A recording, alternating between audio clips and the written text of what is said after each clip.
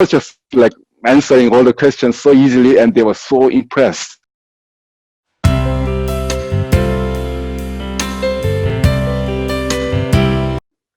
За бүгдээрээ сайн байцгаана уу? Манай 2 дугаар хэсэг маань эхэлж байна. Ингээд J багштайгаа бид дахиад дараагийн асуултаа уулзах гэж байна. Okay, so this is our second session. Okay. So you became a teacher when you were an engineer. So how did you perform as a teacher when you were at MIU? Yeah, I didn't think I could teach really, and I was not trained. But I think there are two things for me. First one is just love and caring for the students. I think that is most important. I care what I'm teaching. I care what they're learning. I care how they're going to change the worldview because of my teaching. I care how they're going to change their lives. So I think that is the most important thing. I didn't want to teach just the knowledge. I didn't want to transmit my knowledge to students.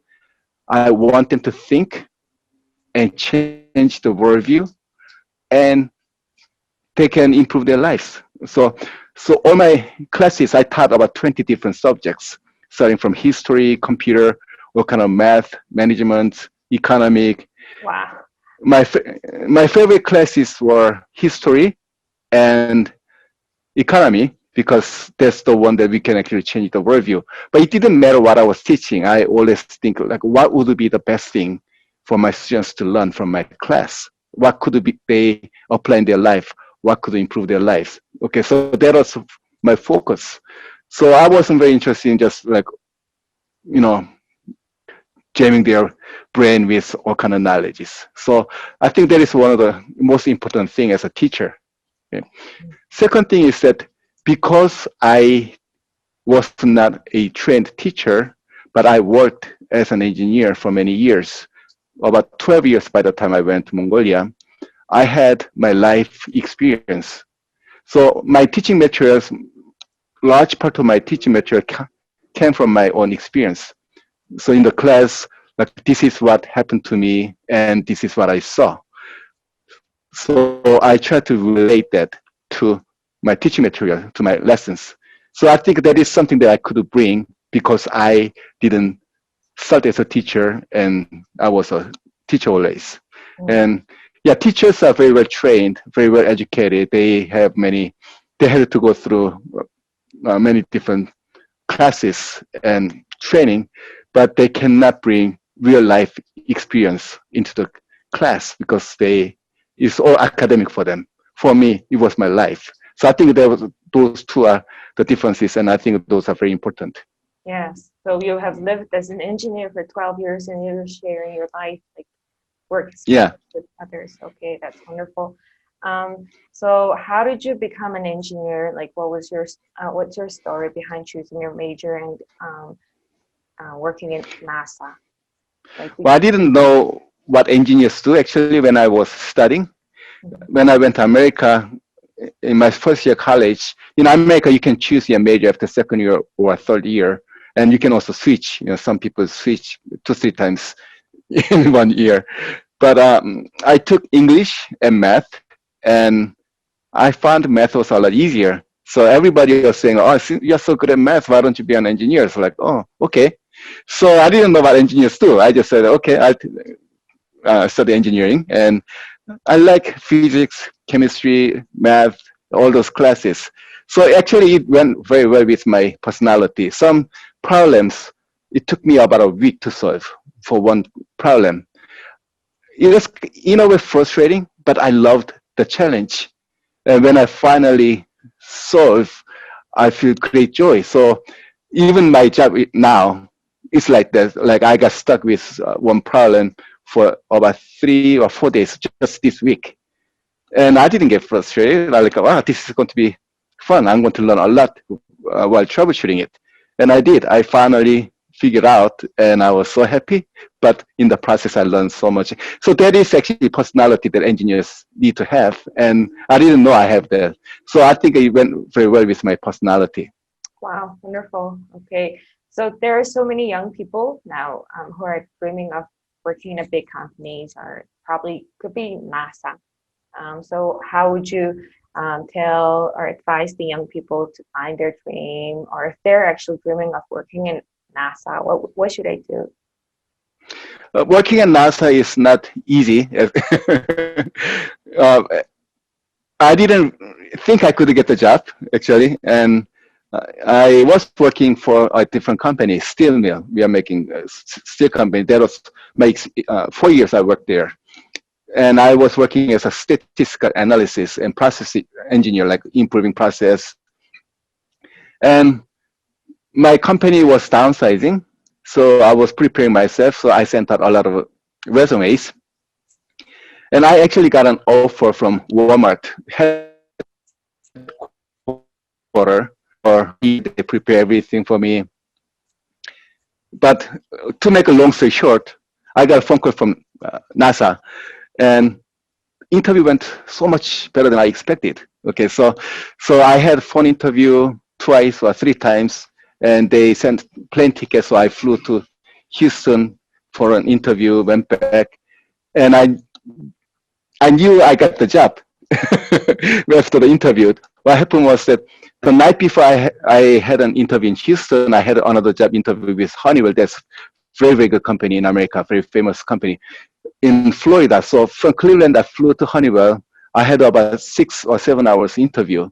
During that time, they asked all kinds of technical questions, and some of them I knew the answer, but others I didn't know the answers. But the good thing was that they were giving me the answers when I couldn't answer the question.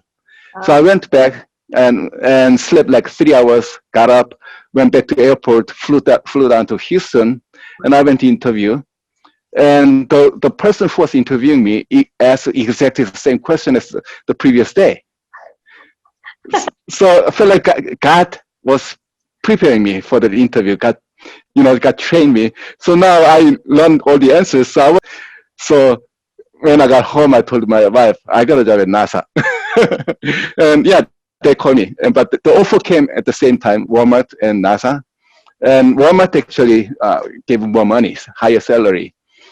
But I was thinking, as an engineer, I want to work in NASA. So that's how I ended up working in NASA. But for foreigners, it was I would say it's almost impossible now to get a job in NASA, because you have to be a U.S. citizen and you have to have an engineering degree in America.